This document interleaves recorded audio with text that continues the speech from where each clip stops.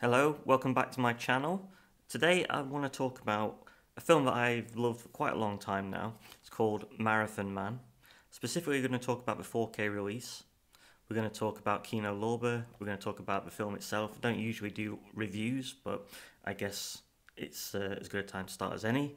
I wasn't going to do this just yet. I was going to talk about other things, but it's come to my attention that this film is actually quite cheap at the minute. There's a bit of a sale going on, so I'll just show you that right now. I noticed it when I was looking at Blu-ray.com. It said 50% off, and I thought that's a bit of a good deal. And sure enough, if you're in America or Canada at least, it is quite cheap there. But I thought maybe Kino Lorber were having a bit of a sale, and it turns out that they are. If you go on their website, summer sale is on, and if you look at their 4Ks, this one in particular, 26, a little bit more expensive than Amazon, but it's still much reduced from the MSRP, which I'll be honest, I think is too much for any disc of any kind. $40 is too much. But 26.57 isn't. That's okay. That's not bad at all. And for a film like this, a classic 70s film like Marathon Man, I think it's a pretty good deal. When I look at their 4K discs, I think they have 33 releases so far, and there's more to come, of course. Some really good releases in here, some slightly odd ones, some that you've never heard of, or at least I've never heard of. But they're all on sale by the looks of things. Like, I was so close to buying the apartment. I've got the Arrow version, which is excellent, but the 4K for $17.99 would be a really good deal. Same with Eternal Sunshine, $23.97 is good. All these Clint Eastwood films, great films. I think they've got more than just these three as well, but they're all super cheap.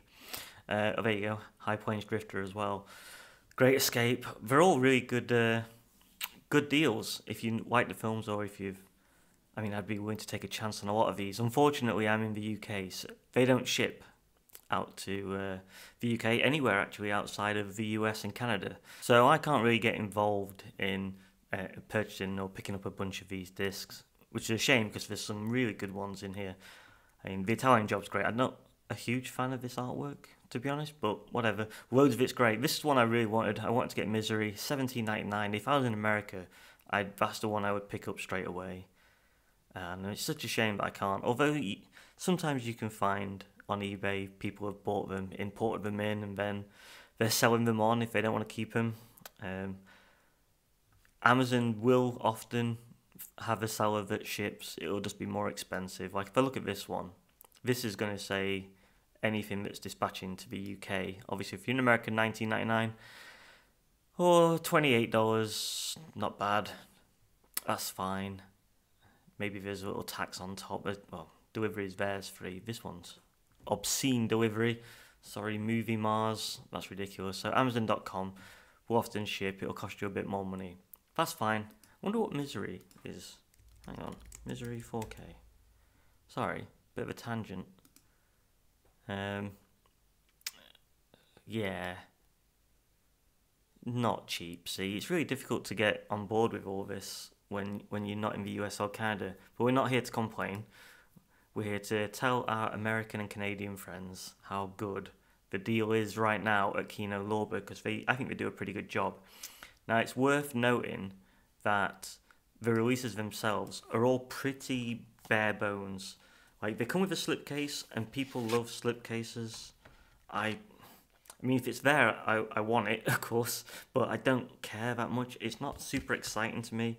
It's literally just the artwork again on top, but a plastic case which is susceptible to creases and bending, and I don't know. Do people love these? Do you love these? I don't really care that much for them. The disappointing thing sometimes for me is that there's no booklet or anything. You just get the discs. You do get some good extras though. That's one of the good things. They're usually almost always on the Blu-ray, I think. Or at least that's the case with this one. And I think My Silence of the Lambs, which is Kino Lorber as well, I think that's the same. You get quite a lot of extras, but you know, sometimes they're just upscales from standard def. They try with the extras, but you want a booklet. I want a booklet anyway.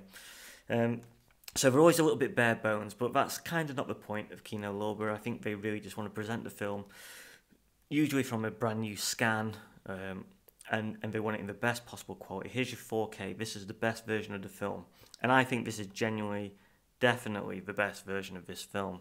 I've seen people talking about the Blu-ray, saying how it's a good Blu-ray. I never really thought that was the case. So if I look here on Capsaholic, my impression of the Blu-ray, I remember it being quite tinted, like a green tint all over it, and not super sharp either. So this is the 4K that I'm looking at, and I just want to have a look at the candles first, and the difference. I mean, it's stretched out as well. It's not quite, something wrong there. I don't know if the aspect ratio is just slightly out. I don't know, but the candle, that looks like a candle. In the 4K, it looks a bit strange and blown out. A lot of the images are blown out to some degree, in my opinion. Like, you can't really tell what it's meant to be if you didn't know. And the green tint as well. The colours always looked a bit iffy. It's pretty sharp, don't get me wrong. I don't think it's a bad Blu-ray, but it's not as good. There's not as much grain. The detail's kind of gone a little bit. I was never happy with it. So when I got this 4K, I actually just sent my Blu-ray straight to the charity shop, and I'm fine with that. See, it's just a bit blurry and not quite as nice on the Blu-ray. So I think this is a definite big upgrade, and I would definitely, if you like this film, which we'll get onto in a second, because it's quite divisive. If you like it, you should definitely pick this up. I think it's well worth it. It sounds great, looks great. There's a couple of issues. I think they must have had trouble sourcing high quality sections of the film. Maybe they're degraded, because it was from the original negative, this scan. And I think some parts must have just been a bit too degraded and no good, because there's a noticeable shift in quality from like HD, super awesome HD, and then in the same scene it might cut to a different shot and it's noticeably an upscale, which is not ideal. It's a bit like when I was watching Star Trek The Next Generation. There was a couple of scenes in there where they would cut to a different section which we were just missing, and it looked pretty awful. And it's similar in this, and I guess we're never going to get any better than that, unfortunately, because the original must be degraded to some degree. It happens rarely, like 2, maybe 3 times. There's one in particular that I noticed it and went, ooh, that looks not ideal. But they're fleeting 2 or 3 times. The rest of the movie looks pretty sensational.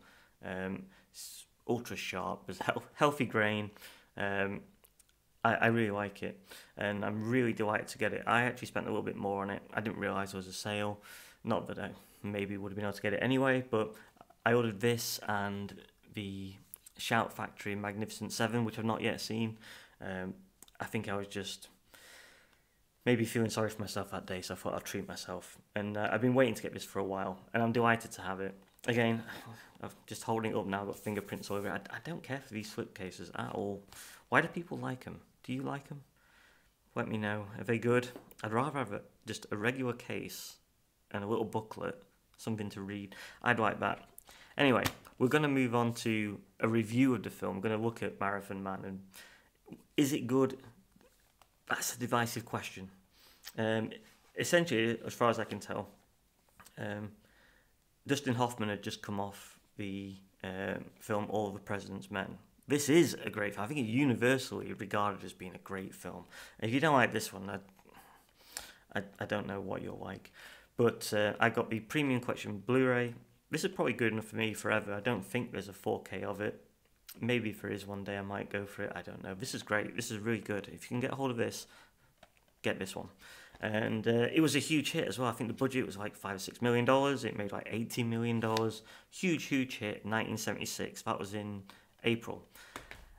And not long after, maybe 5-6 months later, this came out with Dustin Hoffman, and it was also a huge hit. It went for a budget of maybe $5 or $6 million. It only made about maybe 40, so not ginormous, but certainly made a lot of money. And I can tell why. It's another. it's not a similar kind of film. It's in the same sort of vein. This is a thriller, and it's also got elements of like espionage and spies and corruption, all those kind of things. So it's not a million miles away from All the President's Men, as far as moviegoers are concerned, at least. Anyway, yeah, but that's a good plug. Actually, get that. That's really good. Really good film, really good transfer. I really enjoyed that one. Something similar that I noticed, and I don't know if it's totally true for all films of that era, or maybe there's other reasons behind it. Some of the more scary or jumpy kind of scenes in it look a bit cheesy now. Some of the acting maybe is a little dramatic in places.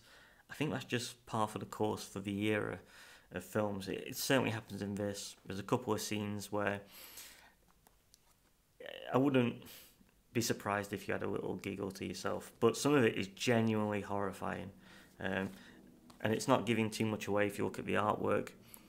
If you don't like going to the dentist, it's going to terrify you. It certainly makes me cringe and squeal.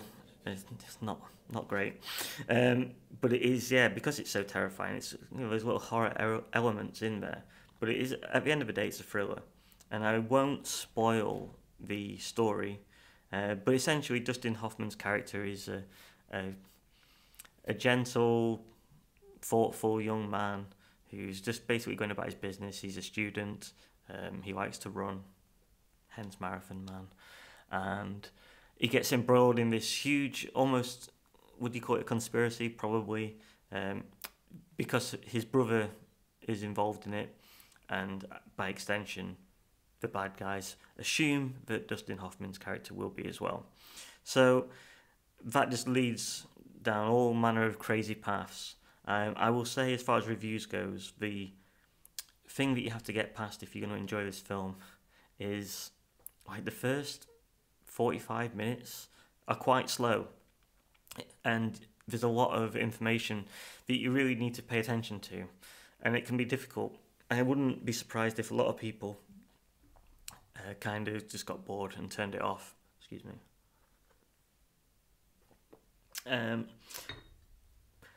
But I mean, I will stick by a film, you know, and I'll make sure I go through the whole thing and enjoy it. With this one, yeah, it can be a little tough to get through the first 45, but I would insist that if you're going to try, get to that point. There's a couple of inciting incidents that happen just before the hour mark, I suppose, that are really, really good. And it kicks on from there, and it's just kind of non-stop and action-packed and thrilling and nervy and exciting. I think it's well worthy of its reputation as being a really good film. Reading some reviews, I found out some people absolutely hate it. They call it a real dirge, but I don't see that at all. I think they're being unusually harsh for some reason. It's definitely worth a watch. There's some incredible editing in this film. There's a couple of bits of editing that are a bit strange, which I can only put down to like a lack of coverage, but most of the editing's sensational.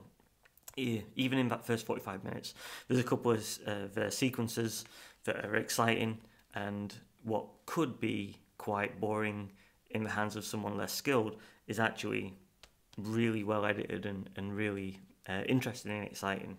So, best performances. Well, Dustin Hoffman's great. Apparently, during filming, his co-star Laurence Olivier, who is absolute powerhouse in this, scary. Sensational. Bit of a comeback for him, apparently. But yeah, really, really good. He might be the standout, to be honest. But Dustin Hoffman, apparently he's like a method actor, so he gets really into the role, and he's like keeping himself awake all night for certain scenes where he might have to be a little bit dazed and confused. And Laurence Olivier famously said, "Why doesn't he just try acting?" That's funny. Well done. But apparently they got on really well. William Devane is one of my standouts. I think he's great anyway, but I think he's really good in this. He feels like the most natural of all of the actors. It might just be the character that he's playing, but for me, he's the most confident, the coolest of them all. again, not to spoil anything. Martha Keller is not like super prominent throughout the whole film, but when she's in it, she's good. I really enjoy seeing her. It's not a disappointment, but and it's because he doesn't get much screen time. Roy Scheider, I really like him. Obviously, if you've seen Jaws, everyone loves him. He's great, but he's not in it loads, and that's a real shame because I'd like to see more of him. And there's one scene in particular which, again, I think I put it down to the editing more than anything. It's just a little bit janky, and it's not his best ever role. He's just fine. But yeah, Laurence Olivier is probably the best. William Devane is great for me. Dustin Hoffman, though, is just having an absolute run of his life. All the President's Men and then Marathon Man, great films. So I highly recommend watching this film, and I highly recommend picking up for $19.99 on Amazon or $26.97 on Kino Lorber. Go and check out Kino Lorber. They do a really good job. It's a good scan. I think it's the best it'll ever be. It sounds great as well. I only have good things to say about this. I'm really surprised that people are questioning whether or not it's worth upgrading from the Blu-ray. It definitely is. Unless you're on a super tight budget and you really want to see it, I'm sure you could pick up like a second-hand Blu-ray for just a few dollars now. But for $20 odd, this is great. And if you're in the UK, keep an eye on eBay and try and find places that sell these imports. I think Rare Waves is an American company that specialise almost in selling on eBay in the UK, and they often give pretty competitive prices. Is it worth checking out? Should we see if we can find them? Okay, let's have a look. Before we go, we'll quickly have a look. ebay.co.uk. Marathon Man 4K.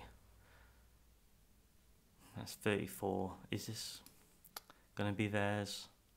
No, Boutique Home Video. That's the other one. These guys are great too. I guess this might be as good a price as you get. They are really good. I think they've got a website now as well, and it's decent. I'm not against spending that much money if you've got it, but if you're on a budget, there must be slightly better options. Maybe not at the minute. It'll happen, I'm sure. Keep an eye out for it. Oh, this is interesting. 5-watt 4K. That's good in Bruges. Wow. So yeah, you're importing it from the US, pretty much wherever. Unless you go to these guys. This is your best option in the UK. £34.50, Boutique Home Video. I mean, I think it's a lot of money, but you can't argue that that's the best there is. You've got no real choice. I think it's worth it. I think just about if you're in the UK. You want Kino Lorber, why don't you sell these in the UK? Or everywhere in the world? Why not? Just put the postage up a little bit. It's insane. Do they only have rights? But obviously, it suggests it's region A on the back. It's not. Oh, maybe that's just the Blu-ray. Yeah, it must be. 4Ks are region free, so you can sell them wherever you want, surely. Unless there's some sort of deal that I don't know about. If there is, let me know down in the comments below. But yes, hopefully you've enjoyed this little look at Marathon Man. It's a great film. Yeah, suspenseful, thrilling, exciting. You've got to get there. Give it a chance, please. Don't just turn it off and say it's boring after like 45 minutes. As soon as you get there, as soon as the exciting incident happens, it's all pretty much non-stop, and it's really enticing. And Dustin Hoffman, again, great performance. It's a good double bill with All the President's Men. Watch them both. Anyway, that's it for today. Promise for next video we come back, we're going to talk about Arrow Video and their boxes and their special editions and their limited editions and their booklets and their cases and why it's confusing and annoying to me for such a brilliant company. And after that we're going to talk about Eureka as well, because I just got a new release, an old release, I just got a new copy of a film that I really like, which was on Eureka, which was surprising.